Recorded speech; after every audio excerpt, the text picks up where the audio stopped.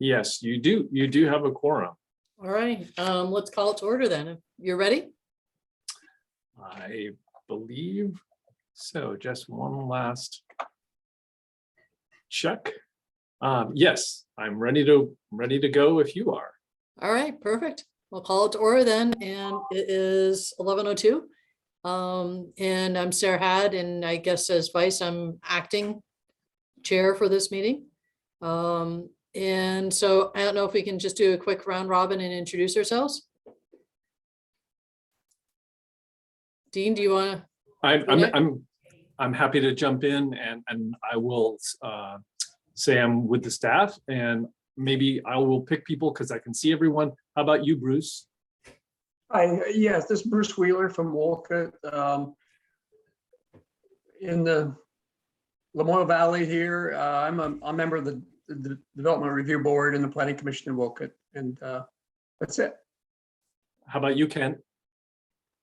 Ken Mink, I'm a member of the Georgia Conservation Commission, and I'm an alternate. Kent? Good morning, Kent Henderson, Chair of the Friends of Northern Lake Champlain, with a seat on this basin. Lauren? Lauren Weston, District Manager for the Franklin County Natural Resources Conservation District. Emily here for Peter.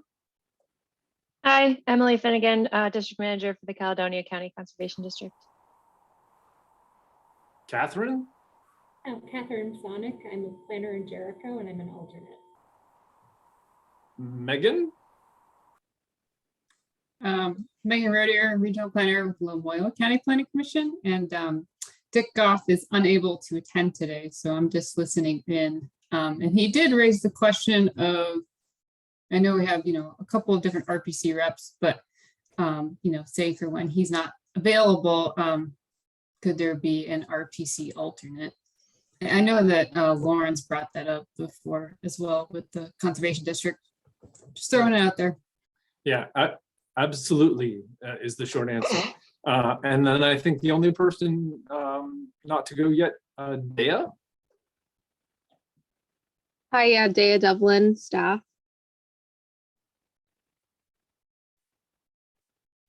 Okay, back to you, Sarah, I think.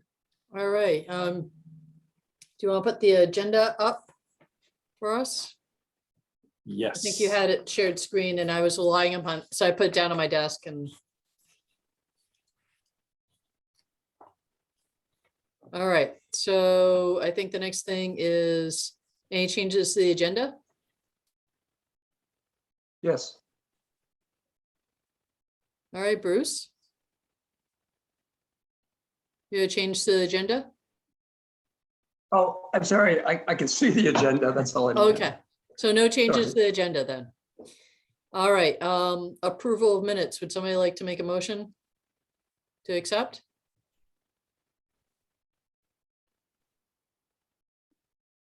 I move to approve the minutes as presented. And do we have a second? It's Bruce. I'll second. All right, any questions, comments, corrections? All right, all those in favor signify by saying aye. Aye. I'm seeing some hand waving, so I'm seeing two. Anybody Kent, are you?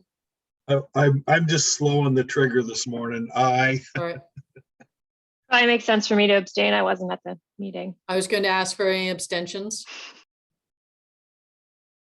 And any nay votes? Okay, the ayes have it. So next up is discussion on approval of bylaws.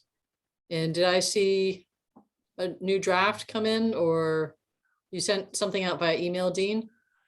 Yeah, well, before I would just note the agenda does give the opportunity for public comment. I'm not sure.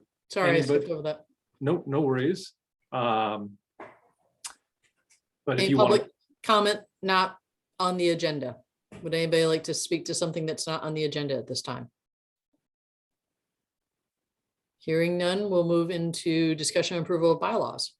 Okay, I'm happy to lead the conversation at this point.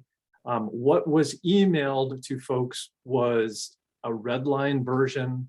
I realized that in the meeting packets, there was a version that the resulting text is the same, but it's not as easy to understand what edits have been made in a document that's not a red line. So the red line version was sent out today, and my apologies for not sending that in the original packet. But I wanted to draw attention to certain proposed edits to the document. And those are on the screen now. And if you haven't seen the red version, don't despair. What's on the screen now is from that document. As a result of the conversation at the previous meetings, we've done some tweaking of the sections in elections. We are, just as an aside, we're trying to keep the bylaws relatively the same across basins. It doesn't mean that they have to be, but we are looking for consistency. So some of the edits here, we're factoring in conversations or comments people have made generally and trying to improve both documents. So in the nomination section of the elections article, we have written the draft to say that the creation of a nominating committee is something that can happen as a result of an appointment by the chair at the meeting before the annual meeting. However, it may be decided by the group that it's not necessary to put together a nominating committee. So we've added text that says that prior to the appointment of a nominating committee in any given year, the council may just say, we don't need to do that this year. So it's essentially giving the power to create a nominating committee, but also giving the power to forego the creation of a nominating committee if it seems unnecessary.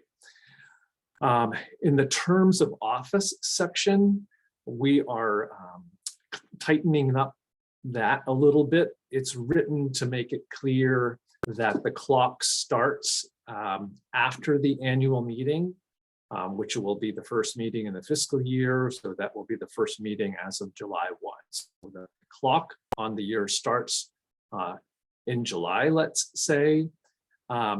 We've also clarified the language regarding how many terms someone can serve. The proposal has been to say 3 times in an office, or 3 terms in an office, I should say. But there was a question whether or not someone could have 3 terms as vice chair and then 3 terms as chair. And as Catherine Dimitrick had explained, it was the intention for that to be okay. And we've revised the language to make it, we hope, clearer that a council member could serve 3 terms as vice chair and then 3 terms as chair. Now, before I move on to the terms of office, one thing that someone could ask is, okay, if the terms of office of the chair and vice chair are 1 year, and that begins immediately after the annual meeting, what about this year when the chair and vice chair were elected in April? We understand that it's not the group's intention to have another election in July. So Catherine and I were discussing how this might be addressed, whether or not it was something that needed to happen in the bylaws themselves. And we concluded that it would be a reasonable way to address it by having the council adopt a motion that simply says that this year, the elections resulted in people having slightly longer terms. And that's why the next agenda item is on the agenda. It's in the case you adopt these bylaws and there's any question about whether there needs to be an election, you can address it through a motion. So anyway, that's about that. Maybe I'll just pause for a second and ask, are there any immediate questions about either nominations or terms of office? If not, the whoops. I'm having a little trouble here. The third portion of this has to do with vacancies, where we hopefully make it a little bit clearer that in the event we have a chair and a vice chair, and the chair resigns for some reason, and the vice chair moves up to chair, however many months are involved where the vice chair is filling out the chair's position, those don't count towards the 3 terms. So basically the first partial term is not going to require any additional, it's not going to count towards the 3-term limit in the role of vice chair or chair, I should say. Those are the most significant edits that, at least from my perspective, that have been made to the document since that you've seen it last. And again, apologies for not including the red line version until today. And there's no requirement that any action happen today. We were originally thinking that it might be possible, but I'm less sure of that since there hasn't been much discussion or really any discussion of the latter parts of the document having to do with conflict of interest and the process by which the bylaws would be amended. So I am very much interested in getting any feedback that members have about conflicts of interest. There was some initial conversation about the decision-making process and following some version of Robert's rules, but trying to make decisions as often as possible through some kind of consensus building process. We haven't had a real conversation about conflict of interest, so I'm interested in what members think of that. And I've flagged amendment of the bylaws only because bylaws can and need to be amended at times. When I was participating in the council meeting for the Northern Lake Champlain Basin, there was a suggestion made about having a more than simple majority requirement for changing the bylaws. And so I was interested in people giving any feedback on that topic. So that's enough for me. Are there any questions, comments, or thoughts people had on the draft that was circulated in the original packet or in the red line version? Oh, hi, Dean. This is Ken. Was there any discussion about having the terms at 2 years rather than 1 year? No, I do not recall there was any discussion of that. I think the controlling factor is either in legislation or rule, and I think it's the rule. I believe it's specified that the chair and the vice chair are elected annually. I'll double check on that, but I believe that it's 1 year because of rule. Thanks.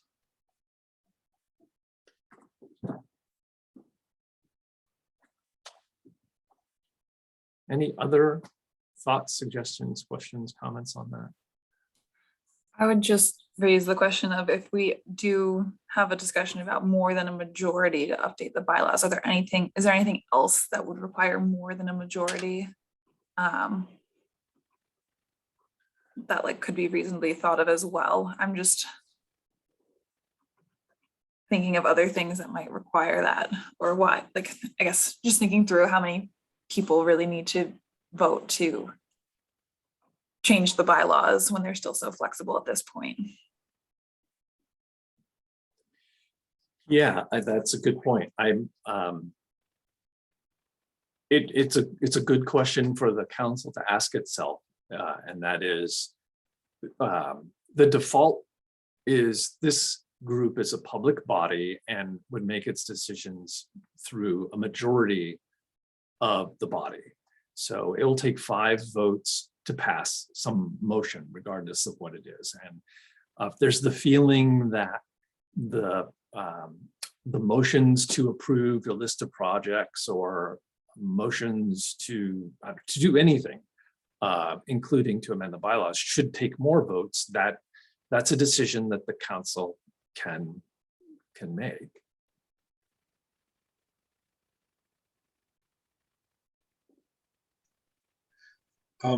Dean, at the meeting that you referenced before with the Direct Lake group, we had quite a discussion about to approve projects, and was a majority. Is that what we're going to be going by? Is it just a majority vote to actually approve the projects? Will this group have that same discussion, or is now the time to have that discussion? I think now is a reasonable time to have that discussion. Yeah, yes, because the draft, and I'll pull this back up again.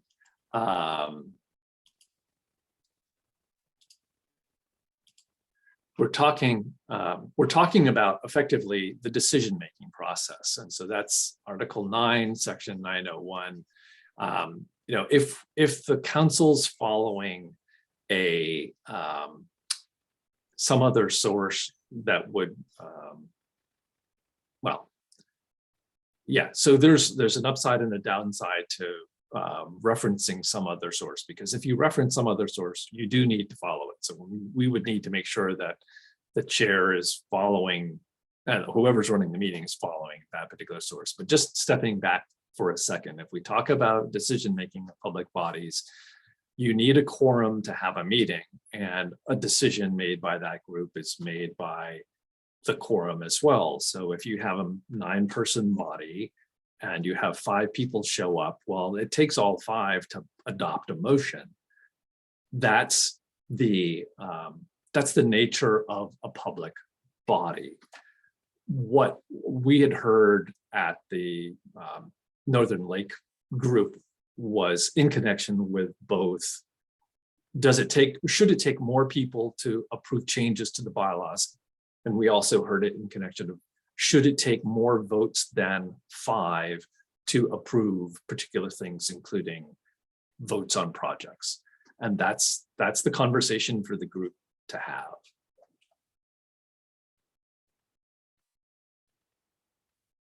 If it wants to specify more votes, we want to include that in the rules, I think, or we want to include it somewhere. We don't want it to be open to question whether or not something takes an extra majority vote. I guess since my mic is open, I'll just throw my 2 cents in. And what I really would like to see is that these projects get really strong support, and that our council, I don't expect us to proceed on unanimous vote, but I expect us to really work and, you know, have really strong opinions or backing on these projects. And I could, if we would have a meeting where we just barely had a quorum, which I would understand would be 5 voting members, and then to approve a project would only require a majority. That could be only 3 members out of 9 approving a project. I'm reluctant to call that really strong support of a project. And I don't know how to write this. You're doing a great job, you and Catherine are doing a great job of putting this together, but I'm a little afraid of putting projects out with only 3 council members' approval. Yeah, if I can just jump in, our staff's recommendation is that that's not how it would operate. It would operate that the council would need 5 to pass a motion related to a project. So there would not be a situation where you have 5 people, 5 of the 9 meet, and that establishes a quorum, and that then just 3 of those 5 could approve something. That's not how we see it. It's not how I understood Dan was seeing it at the Basin 5 group. So it's 3 to pass normal business such as minutes, changes to the agenda, those sorts of normal business. For projects, it's 5.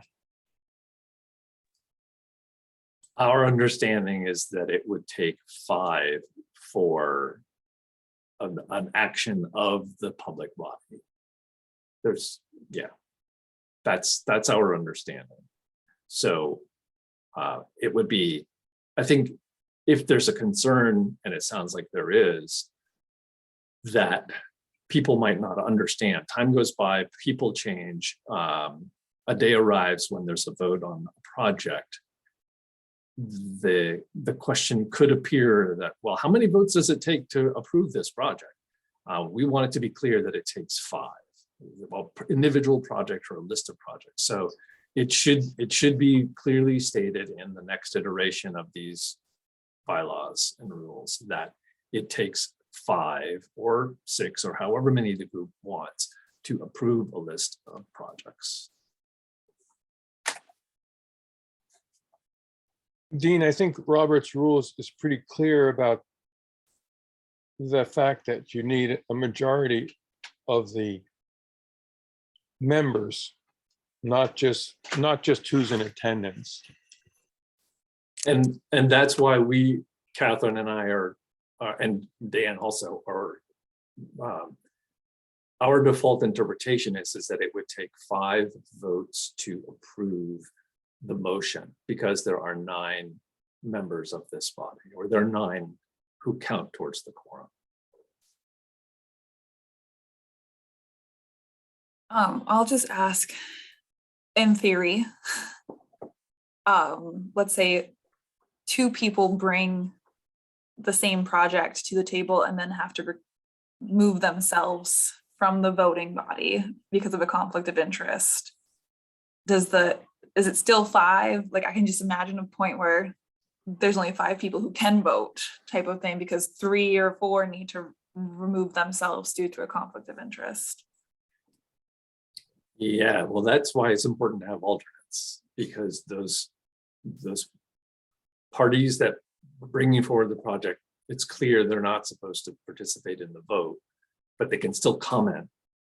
But for the vote to have a chance of being approved, we will need alternates in place so that they can vote.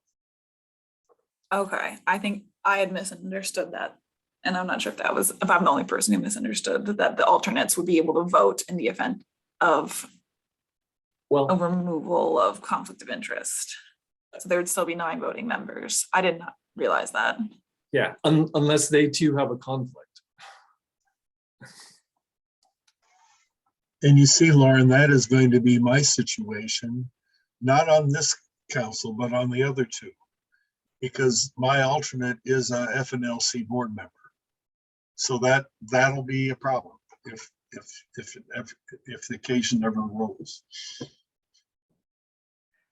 Yeah, I could see that becoming a problem for many of us.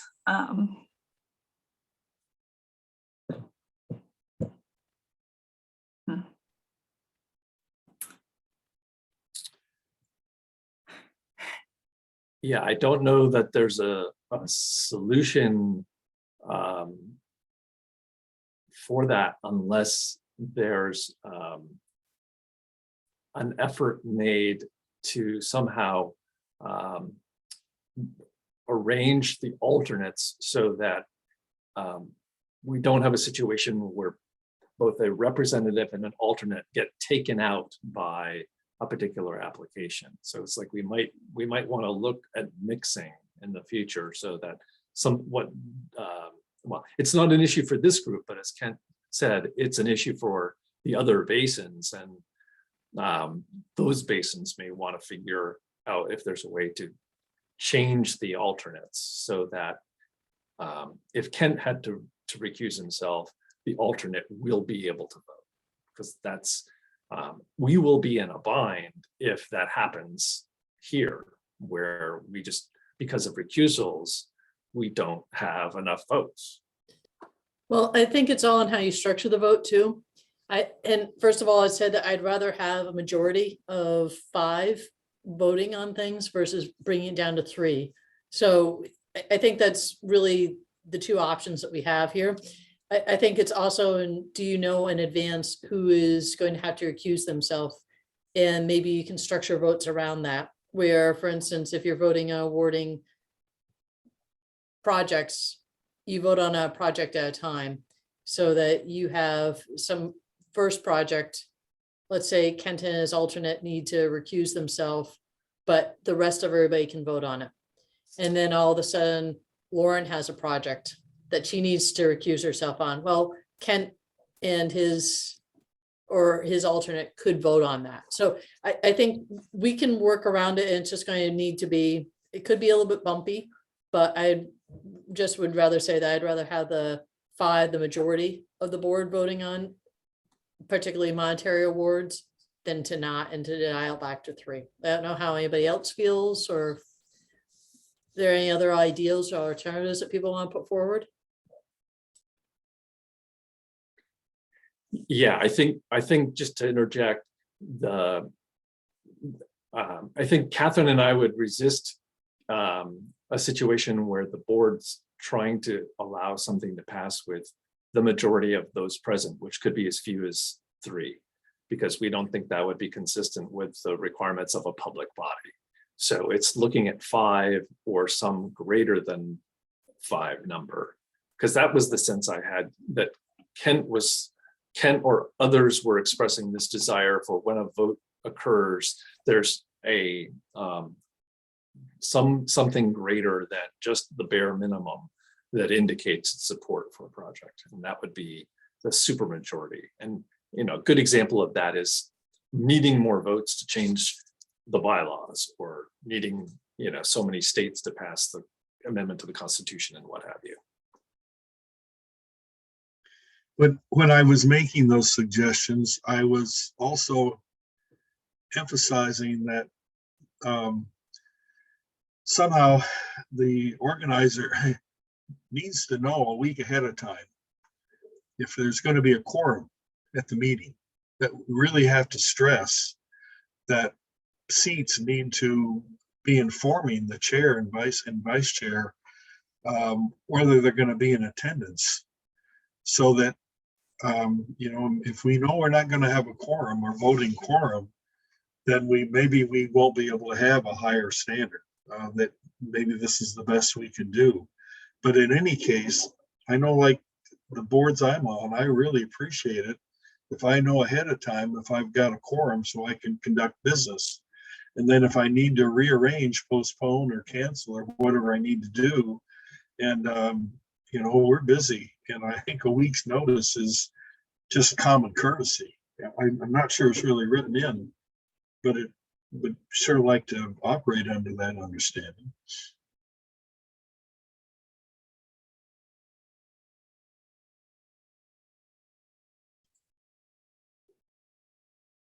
I think that is a great idea. As we found with Peter today, Peter, when illness strikes, there's no way that we can get around that for a week's notice. But I will say, Sarah's comment about the structuring of votes is right on. That is something that we will, as staff, do our best so that we find a way to allow people to vote and not have to recuse themselves, and not have things be held up because of not having enough votes.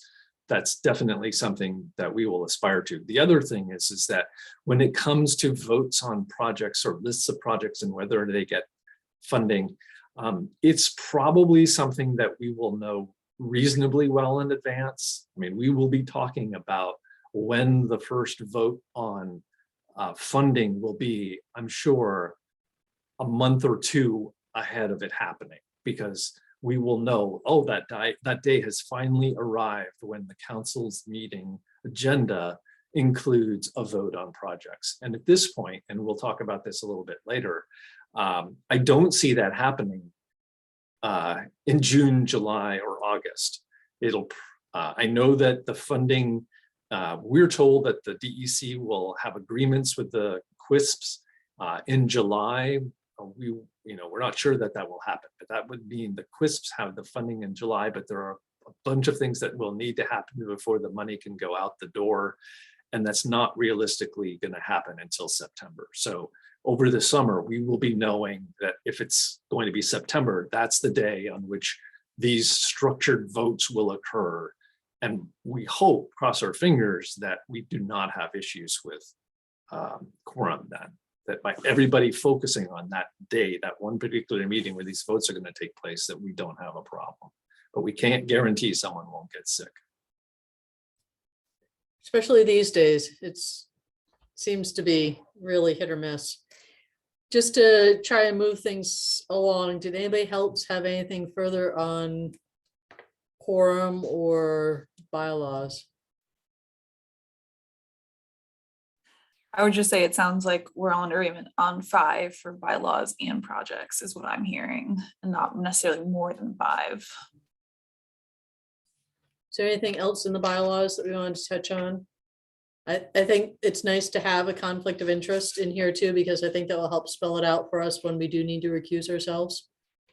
Did anybody else have anything that they wanted to go over in the bylaws? If I can just touch on conflict of interest, that is something that we're governed, you're governed, the council is governed by rule, and the language in the proposed bylaws comes straight from the rule. One question that I need to chase down, Catherine and I, our preference is that we address this through this language in the bylaws. I know that in one other QUISP, or rather one other council, their intention is to have the members sign a statement indicating that the member will adhere to a particular set of standards for conflict of interest. We don't believe that that's required, and we're not proposing that, but I just wanted to give a heads up that the language is straight from the rule, and we don't think that members will need to sign a piece of paper, but at least one other council is considering having its members sign a piece of paper. If we wanted to go that route, though, we don't necessarily need to spell out in the bylaws. I think it's fairly common practice for a lot of organizations to say, could you please sign something saying that I've given you a copy of the bylaws, you've read them, you understand them. So if need be, we could do that separate from actually amending the bylaws, unless you think otherwise, Dean? No, I just wanted to give the heads up. We don't propose any more language in the bylaws having to do with conflict of interest. Okay. I'll say a super nitpicky thing that like we can totally skip and not address, but I just wanted to bring it up. The term implement for like implement a clean water project, I just want like implementation sometimes in DEC language means something very specific versus like a project development clean water project. And just wanting to be clear in our use of the word implement is all I'll say there. Is it in the bylaws that we need to flag? It's in the conflict of interest, and now I'm in full screen Zoom. There we go. Article 10, BWQC members that propose to implement a clean water project. I mean, that's like just super nitpicky, and I apologize, but that's where my brain is at today. Okay, no, that's a good, that is not part of the quote, and so we will flag that.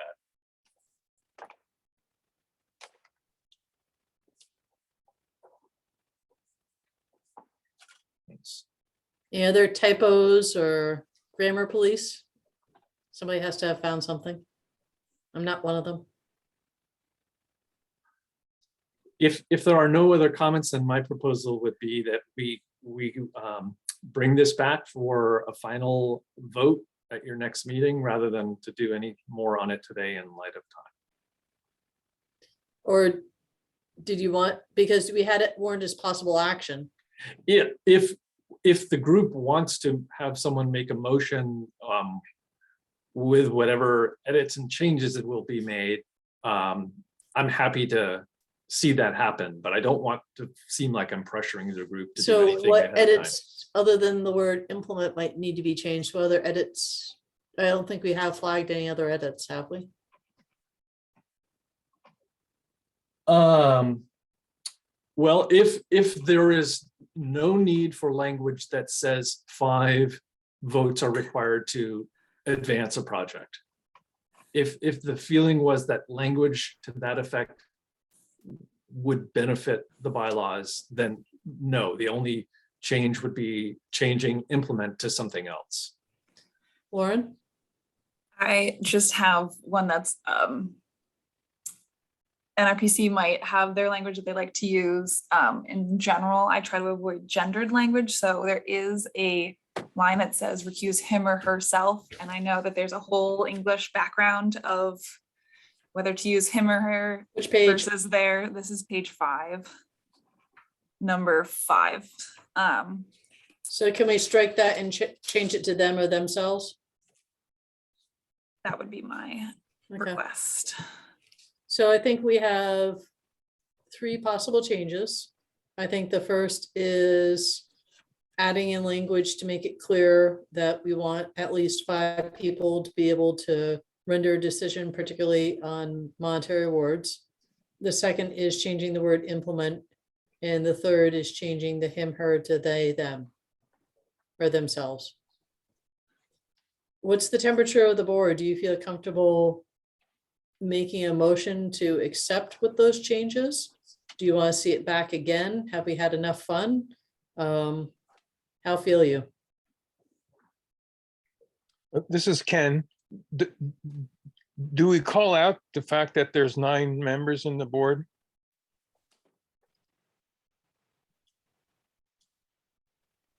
Dean? Yes, I believe so. Yes, in the very first page, membership, section 104 number, the number of members initially shall be 9 in accordance with the act and rule, etc. Okay.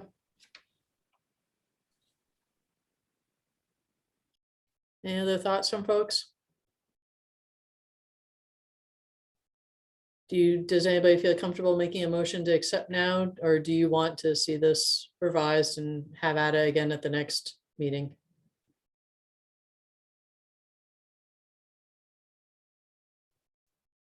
Personally, I feel that I have not done my due diligence and really studied it the way that I'd like to. So I wouldn't mind having a little more time to read it and reread it.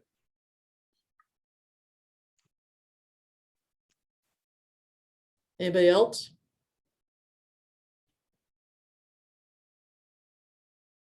We put everybody to sleep? Well, I'm not getting an overwhelming, like, let's just pass this and move on. So I think, Dean, your initial call was correct. So let's make those 3 changes to this and get this on as an action item for the next meeting. With conversations like this, where we're going to be, we've discussed this, we've decided on things that we want to see.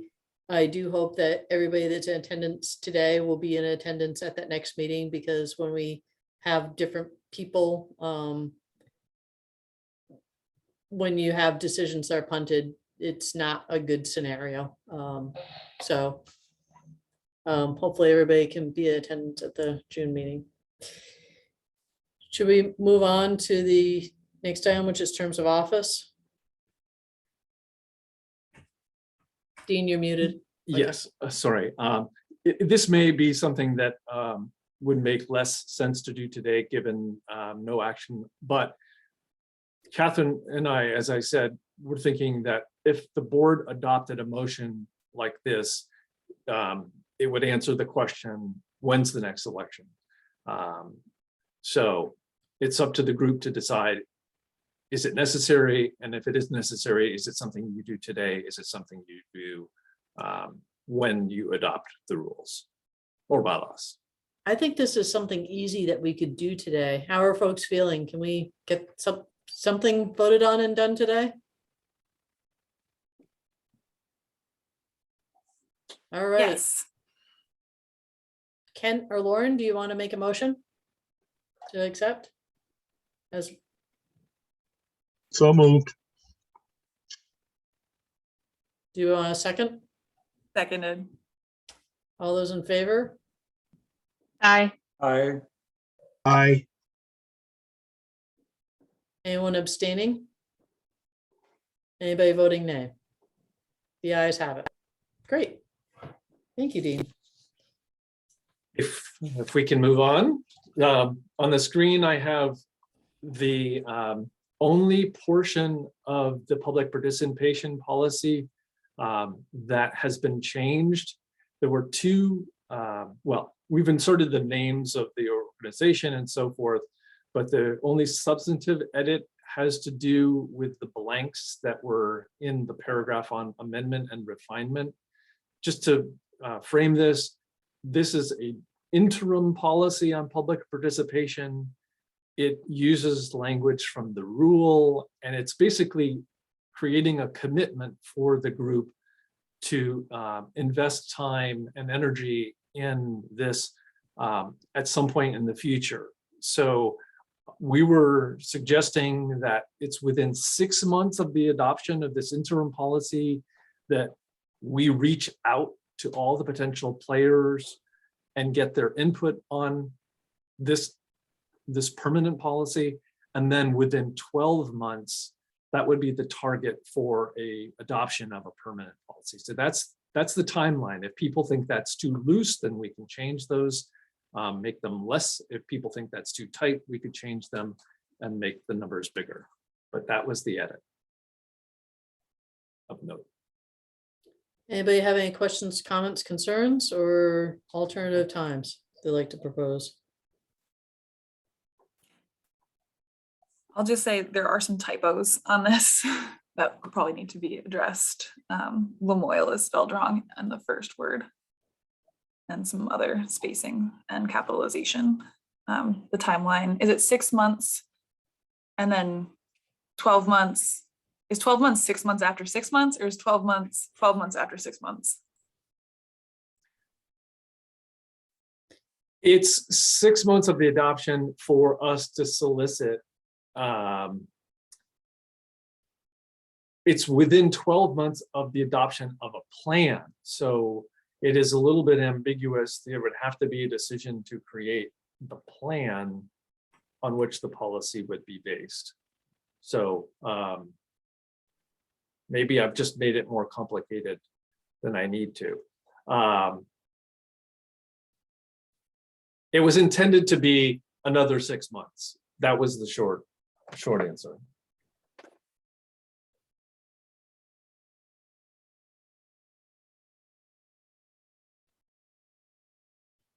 Do people feel okay with the timeline?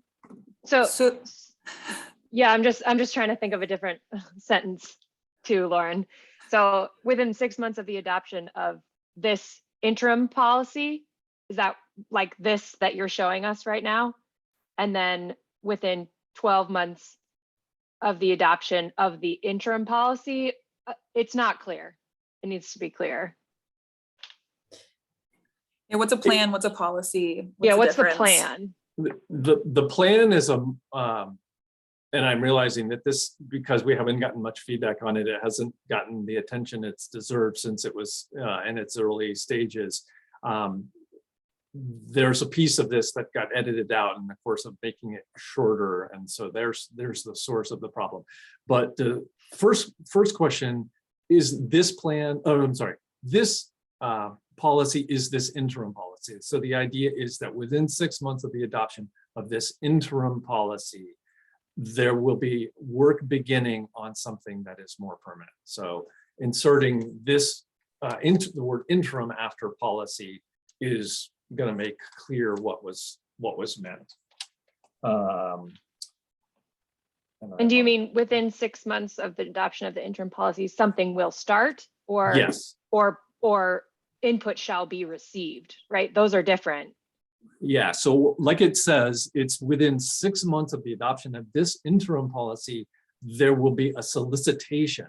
So the operative word is solicit. So it's the seeking of the input. It isn't necessarily the receiving. But we will be soliciting the input on this from the public. That the issue is that it's a bit of a chicken and egg. We're being advised to have these policies and to follow these policies, but to develop them as permanent policies would take us way more time, and they would hold up other work.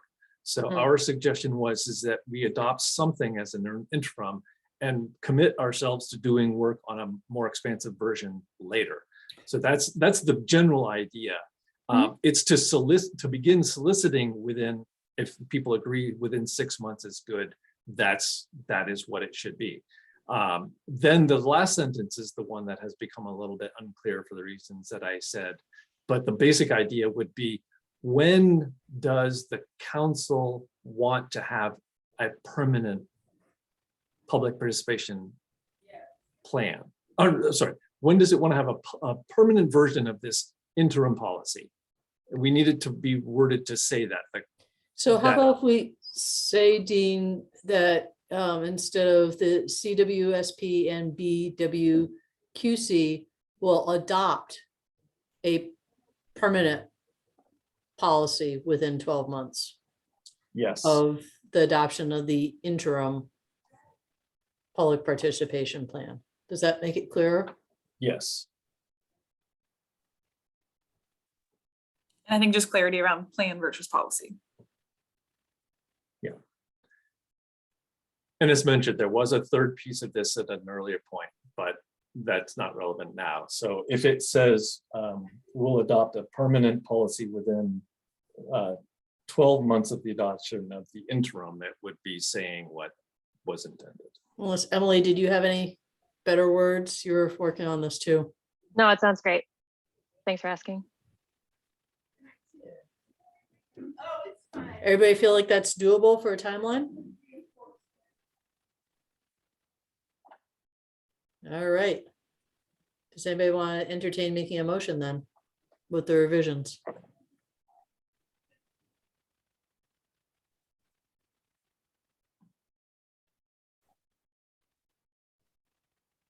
We're losing people on the Zoom lunch. This is Sure, what I'll make we had it a in person. motion. Perfect, thank you. Yeah. Anybody want a second? Second, Kent, all those in, any questions, concerns, other changes? All those in favor? aye. Aye. Any abstentions?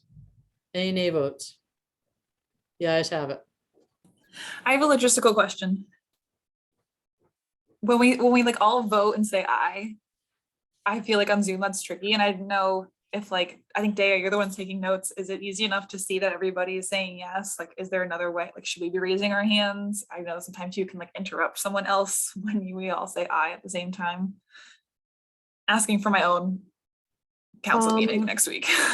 Yeah, I note down who makes the motions and who seconds them, and then I haven't had to note down who says nay or abstain. It's more of consensus. I'm not noting down every single person who's saying yes. Okay. Alrighty. Want to move on to guidance for subgrants? Yes, okay, so this is something that is one of those prerequisites. There are a bunch of things that are going to need to happen before we can process applications and fund applications, and this is one of them. We've talked about procurement in the past, but this is a very specific aspect of procurement that we must deal with. So the overview, you should all be able to see there's some language from the law that says the clean water service provider shall adopt guidance for subgrants that establishes a policy and that's subject to the approval of the Basin Water Council. I've left out some edits and you have that in the full versions that were sent to you. In addition to the law saying that the QUISPs have to have this policy that gets approved by the council, there's also language similar, but not exactly the same language in the rule that says we shall timely adopt guidance for subgrants. And you can essentially think of this as that there has to be some understanding the lay of the land for the partners who will be seeking project funding before it gets all rolling. When you look at the specifics of the law and the specifics of the rule, you can identify the 6 things that I have listed. It says that the QUISP will issue subgrants to other organizations, and those other organizations are what I like to call the partners. And these are groups that do this kind of work. The other thing that the QUISP must do is give due consideration to the expertise of those organizations and to the other requirements for the administration of the grant program. But as the way I look at this is that there might have been some concern that when QUISPs were established, that they might make things, or it could be too challenging, or extra hoops, unnecessary hoops, that the partner organizations would be forced to go through. So the QUISPs are to give due consideration to the expertise of those organizations. Anyway, that's something that whatever we come up with as a policy, we need to address. We also need to make sure that it's clear how administrative costs will be administered, and that the administrative costs for the councils, how that's going to be handled. And then there's some technical, and I realize this is getting down into the weeds, but this is what's in the law and in the rule. It says that we have to ensure that the subgrantees and subcontractors certify their debarment status and adherence to certificate of good standing. Anyway, there are these things called certificates of good standing, and we have to address it. So long story short is we've put together what we think is a bare bones policy that will address these things. And the highlights of that policy are that the roadmap is essentially the QUISP will have a request for qualifications, and we will do it annually. And when we've conducted that request for qualifications, we will execute agreements with the qualifying partners.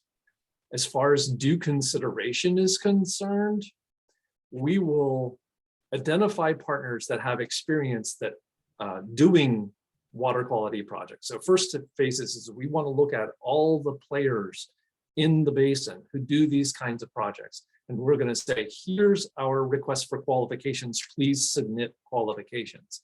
So we've identified those to have that expertise, and we go to them and we say, here, please respond to this request for qualifications. And if they submit qualifications, then our policy says, our proposed policy says that we will accept the technical expertise they have as a given.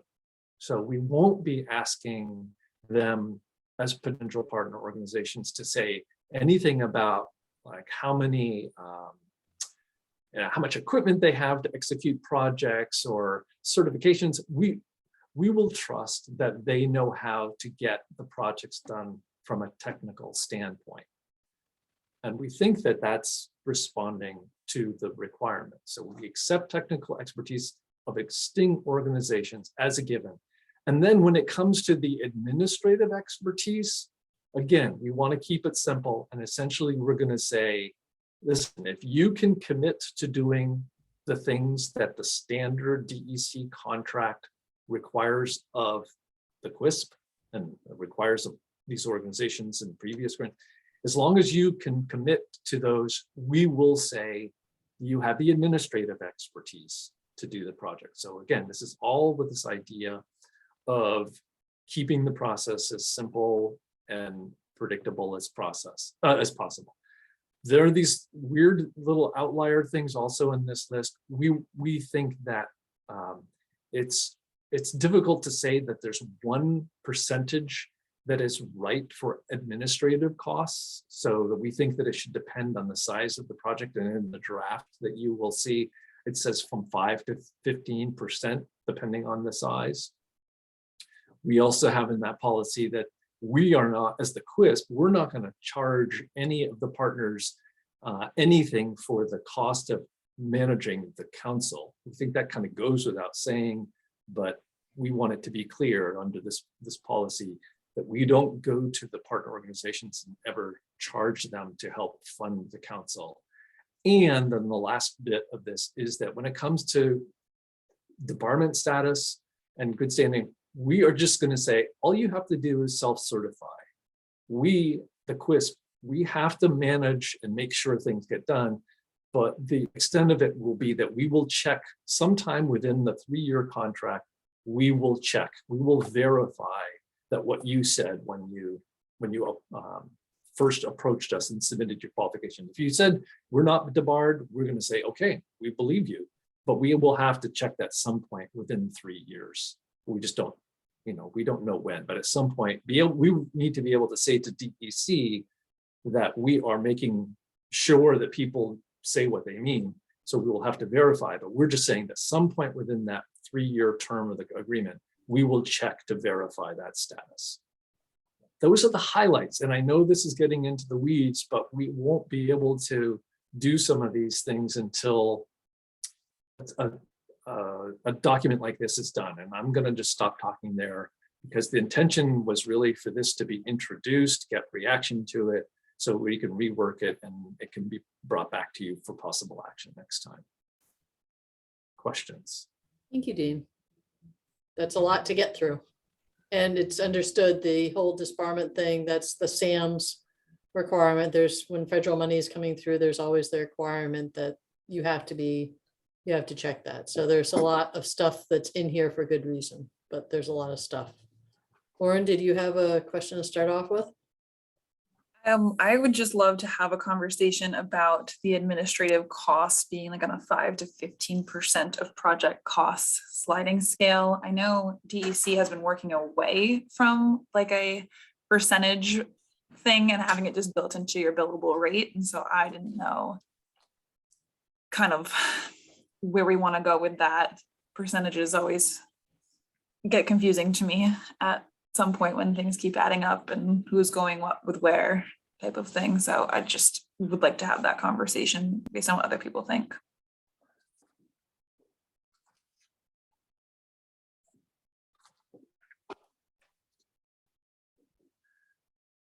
And if I can just interject, the if that is allowable, and I have heard that mentioned before, so in certain cases it may be, if that's allowable in the QUISP context, then it may be that that will be all that's required is for us to say it can be included. But for the discussions that we had internally so far, we gave this as a target, but that's a really good point. And if we can determine that it's allowable to DEC to have it contained in the billable rate, that may be how it ends up.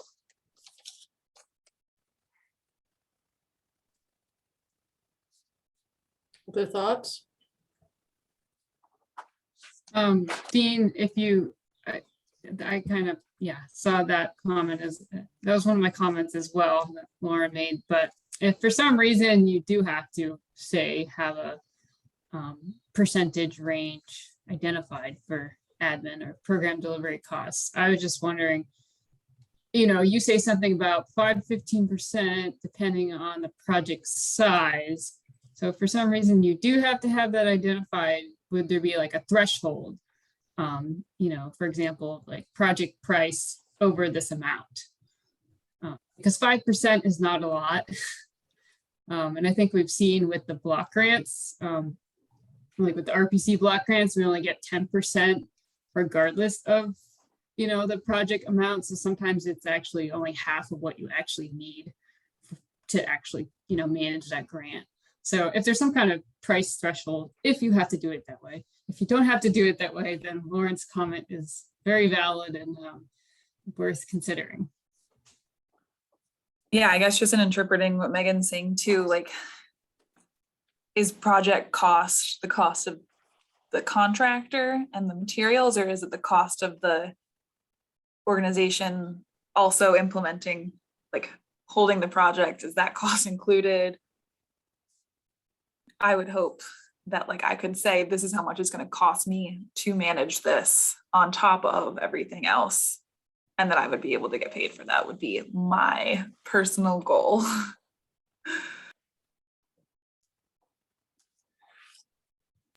Because otherwise it doesn't make sense to bring it to you. Right. Yeah, my sense is that it would be a percentage of the total amount that your organization is given for a project. So if you're passing through a lot of it, it's not just the percentage of the portion that you keep, it's the percentage of the whole. That's how I would see it, not to put you in a box, but. Right, I think the challenge with percentage is that the effort that an organization has to go through in terms of delivering a project cost doesn't equal that, right? Like a project could be really small, but have a gajillion partners and have a huge water quality benefit and need way more hours than something that's larger and largely running itself, because the engineer, for example, is really taking that on versus the program delivery person. So I guess this is just another argument for billable rate and suggesting how many hours are required for program delivery versus having a set percentage.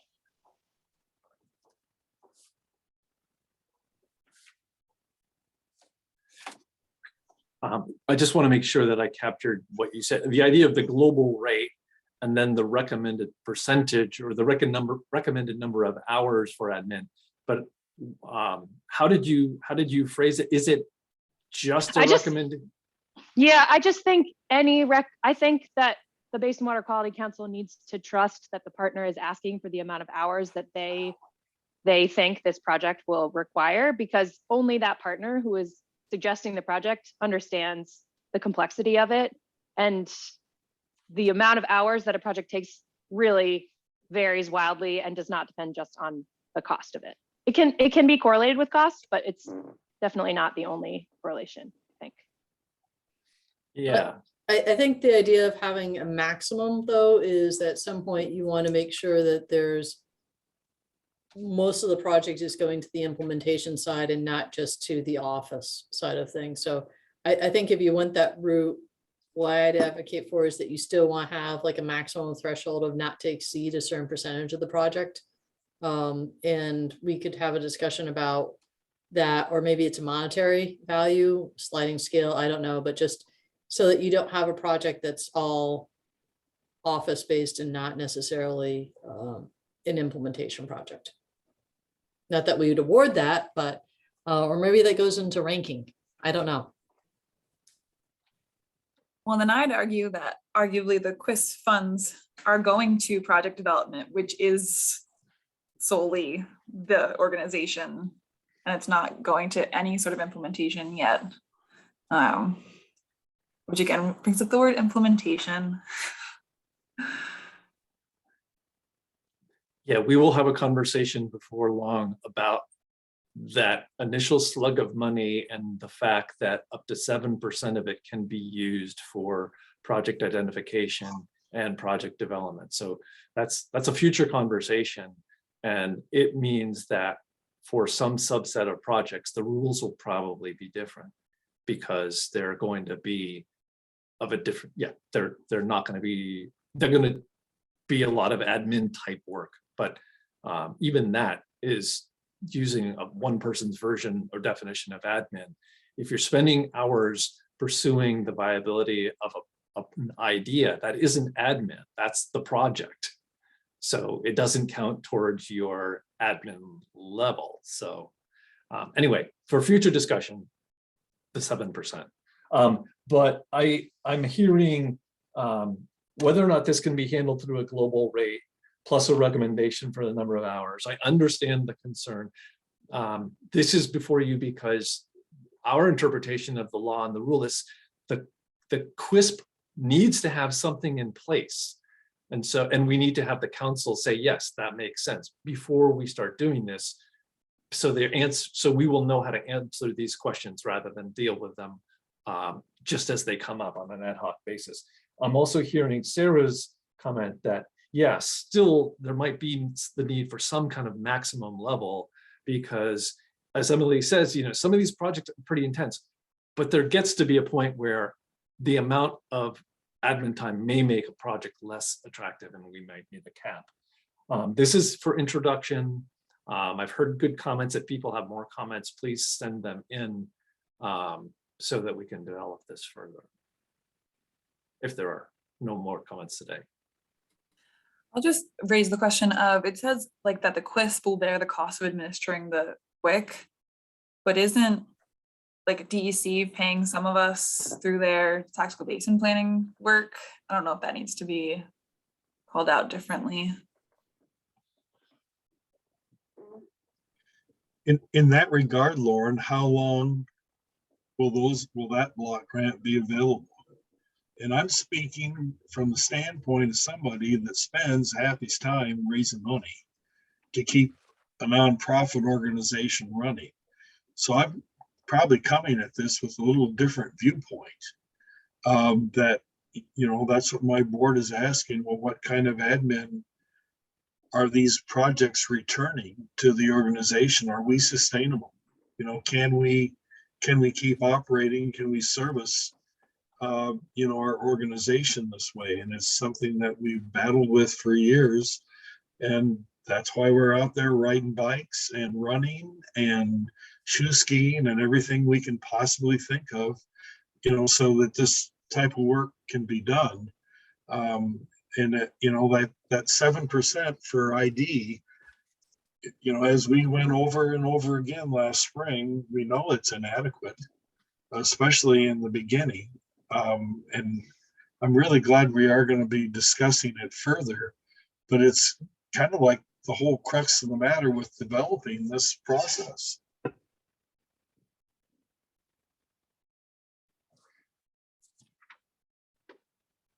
I'm with you, Kent. Our organization doesn't exist unless we have some baseline funding to meet people and scope ideas.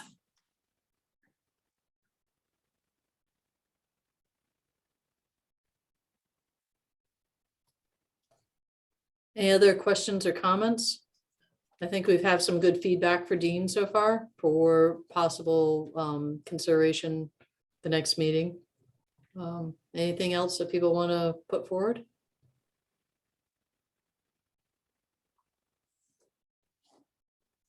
All right, Dean, do you think you have some good feedback from us?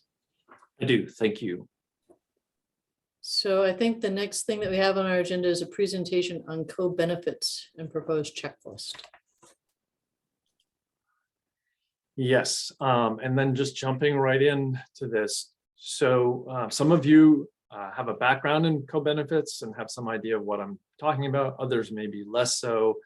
One of the things that I have found is that there is no definition of co-benefits. People talk about this concept, but there isn't a definition that we all must use as a result of statute or rule. So I've just penciled out a working definition for people just to get in the same ballpark.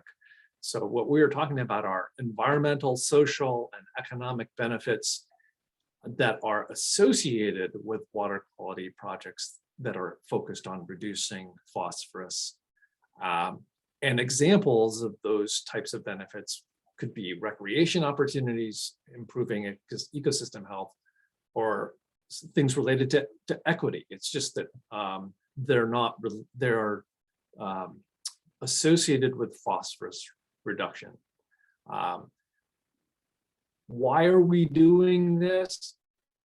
Well, the reason is that the council and the QUISP need to consider co-benefits or have the opportunity to consider co-benefits when identifying, prioritizing, and selecting projects that are meant to meet the target. So it's this sort of a situation with a bit of tension in it. The primary objective of the QUISPs is to achieve phosphorus reduction targets, but we don't do that, and the council doesn't prioritize projects without thinking of co-benefits.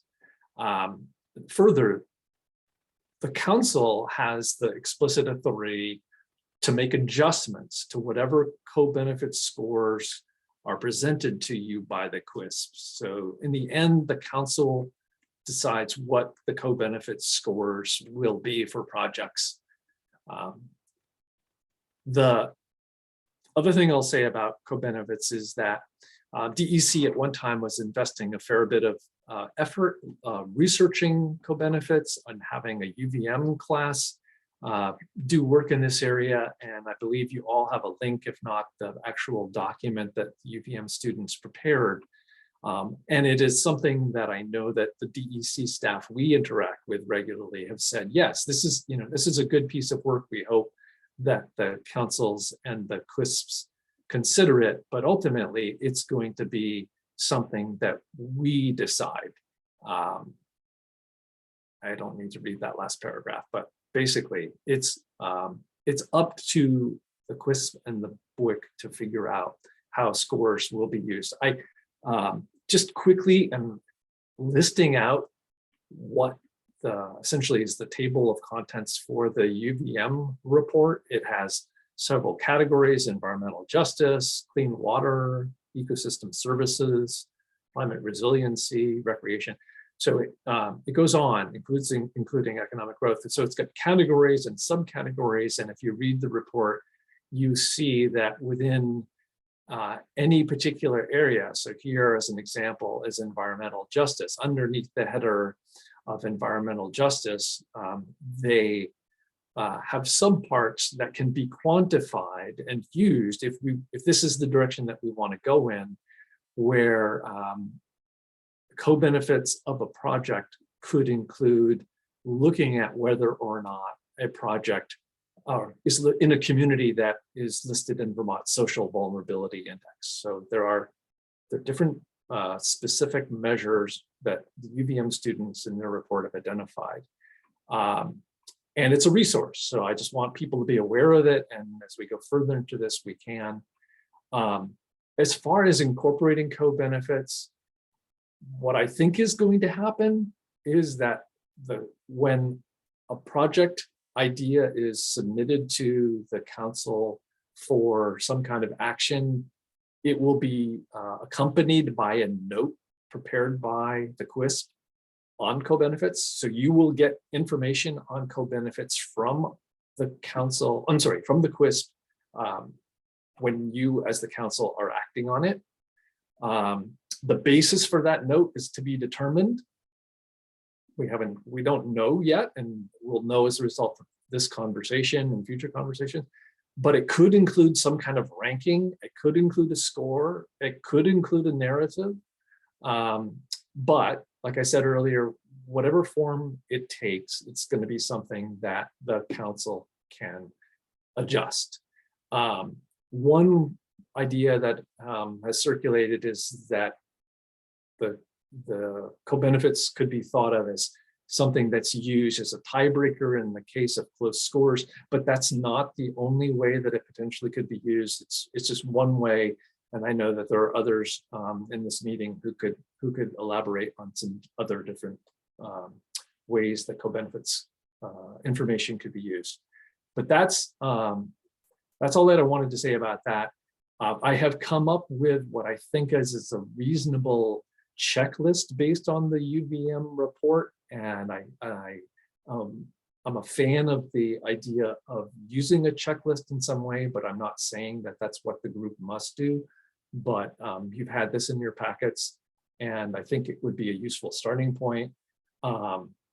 Anyway, this is an introduction because we will need to have some idea of how co-benefit information is going to be used as part of any prioritization system.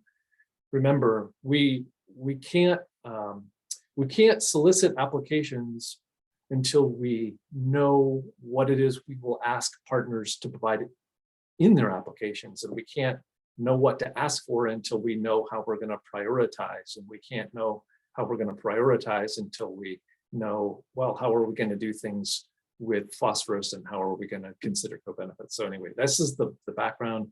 What thoughts, if any, do people have about co-benefits and how this council would like to see them considered as part of the process?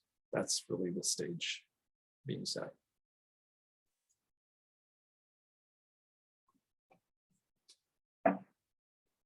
I'm not sure how to phrase this, but sometimes I think a benefit of a project is there are other co-benefits as listed in what you just showed, but one of the benefits is starting to build a relationship with a community or a group. So it may be a project that that group or community is really interested in, but it doesn't sort of like rise to the top in terms of pollution prevention or all those other things that are on the list, but it opens the door. So it's like the first project that you do with the community of X, and they haven't been willing to work with you in the past, and now they're willing to work with you, and this project gets done, and it may not be like a real fancy project, but it helps open the door to other larger priorities. Not sure. I think it could be under the recreation and community under like a relationship building type of co-benefit.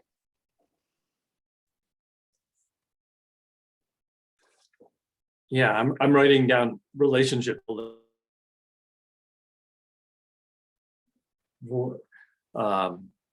That's useful for me to understand, and the thing that I'm going to be looking for the council to clarify is how will we know it when we see it?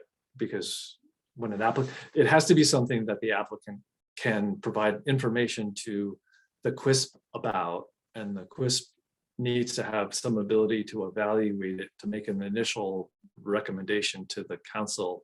And how will the council be able to evaluate it? That's the Yeah, system I would. that I we'll mean, work if I on. were writing an application and that was part of the purpose of the project, I'd write it in the application. I'd say, this is the first project we've done with this town.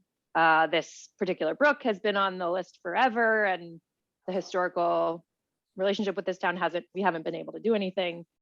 You know, I would, yeah. So I don't know if that's enough though. to have standards written down. I'll chime in that I'm not sure that increased property values is a co-benefit at all. And maybe that should be considered more deeply.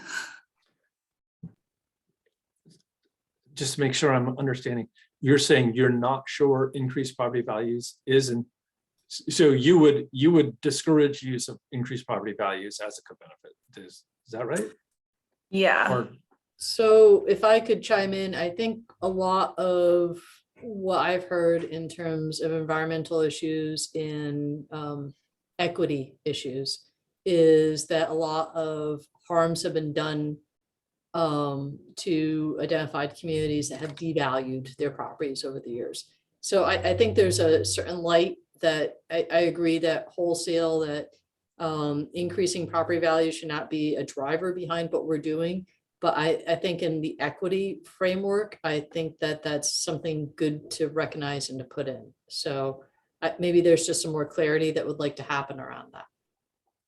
I would agree. I think, yeah, just some clarity around what we mean by that.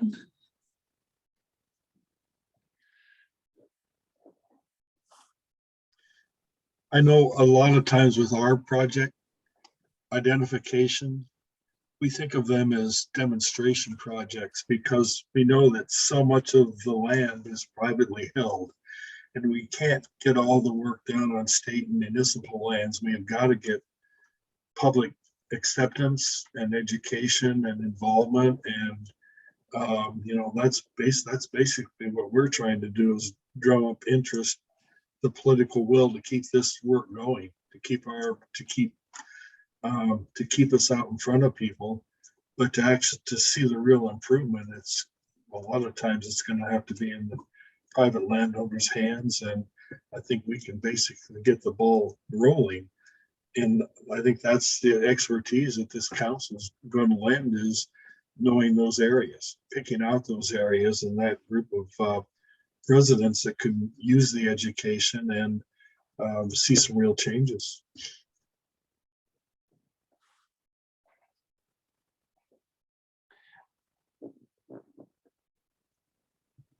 I want to be sure people understand that it may be that we're talking about stuff that is just too hard to try to put in some rigid form, but we still have to try to have a system that we can process applications and get them to you and that have some consistency across. So it may be that we just have a range of points, if we can force ourselves to think in those terms, that will be that a project could get for co-benefits, whatever form they take, and that the QUISP makes an initial stab at how it could, what that number might look like, but the the council in the end will get to hear different arguments and presentations and say, no, that number should be twice that, but it's still going to be within some range. You know, we'll know what the minimum could be. We don't know what the maximum could be. So I just wanted to get it out there that it's possible that this is something we can't put a box around other than to know how much weight will be given to these types of benefits relative to the phosphorus, because that's the other piece of this, is that we're told that these projects are primarily to be advanced to reduce phosphorus. And we will also need to have some kind of discussion of, well, what is this relative weight between the co-benefits score, whatever it's going to be, and the rest. So that's just something else to have in the back of your mind. We're talking about co-benefits, but as Catherine has said, it's hard to talk about co-benefits without having some understanding of what's this larger system going to be. And I'm just acknowledging that. Some of you may be wondering, it may be hard to think about co-benefits and the scores that you get without knowing what the score will be for phosphorus. And we're just starting with co-benefits first. Any other thoughts on that or other issues? And I guess I'm gonna, because I know Dea has done work in some of this area. Did you have any thoughts that you wanted to share before we move on, or not to put you on the spot?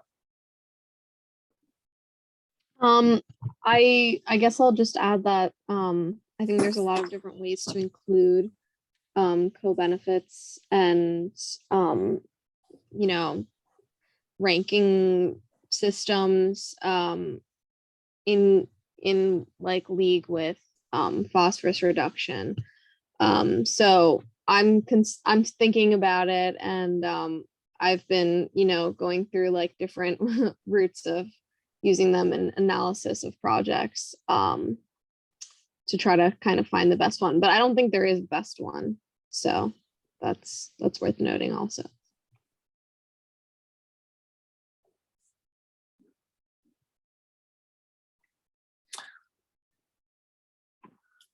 So maybe we are ready to move on. Anything else on this? This will come back to us again, but just, I think if we're ready to move on to the summary, scheduling, and conclusion.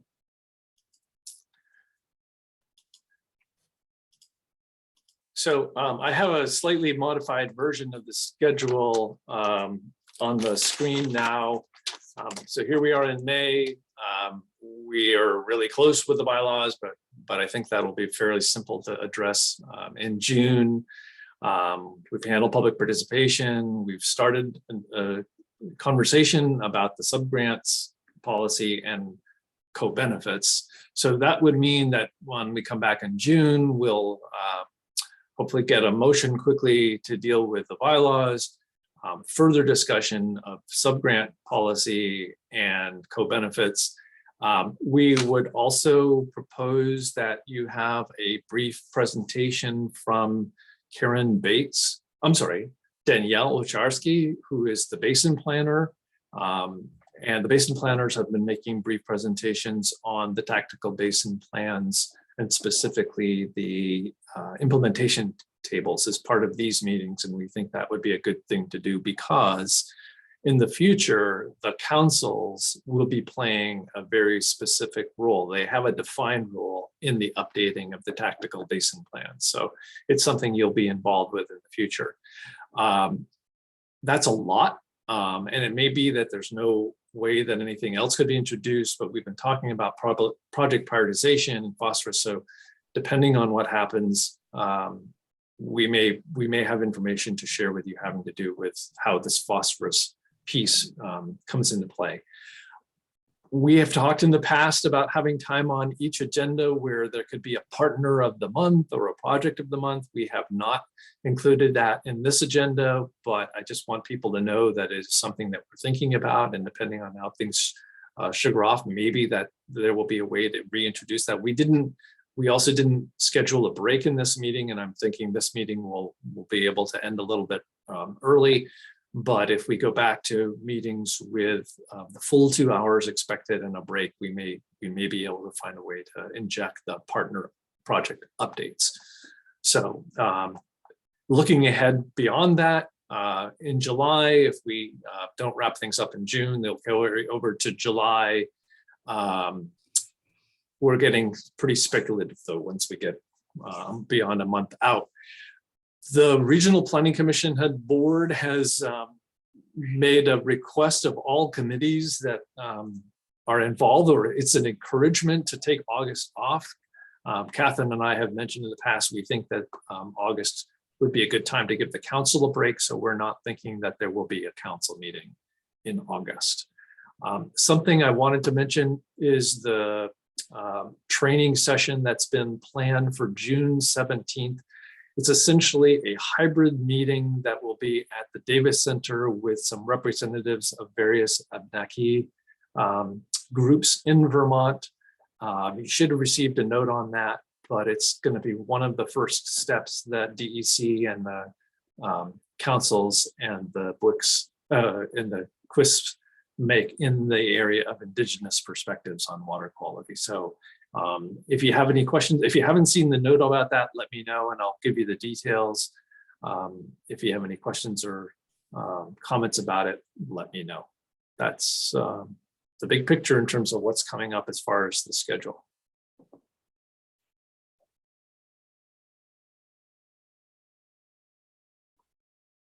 Any questions or comments on that? And just, I think in terms of looking and moving forward, I know that we had some absences today. Some of them were not avoidable due to sickness and what have you, but just some feedback in terms of, I know this covers like the whole lunch hour between 11 and 12. It can be a handy time that people can get away from their duties during the middle of the day, but would people prefer to see something earlier or later in the day, a break in the middle? Any thoughts? No thoughts? Or no break? No thoughts. Okay. That might be something just to ping out on email for our next meeting in terms of break, no break. What works best, but I think we slugged through quite a bit today, Dean, so thank you. Thank all of you. Happy Thursday, if we're signing off. So would you like a motion to adjourn formally? Somebody wants to- You are running the show, so I'm happy to defer to you. So wisdom. I would take a motion to adjourn. So moved. Do we have a second? Second. All those in favor? Aye. Aye. I think that's unanimous. I'm not going to ask for any nays, so. All right, well, thank you all. Look forward to seeing you guys in June. Thanks. Thanks, everybody. Thank you.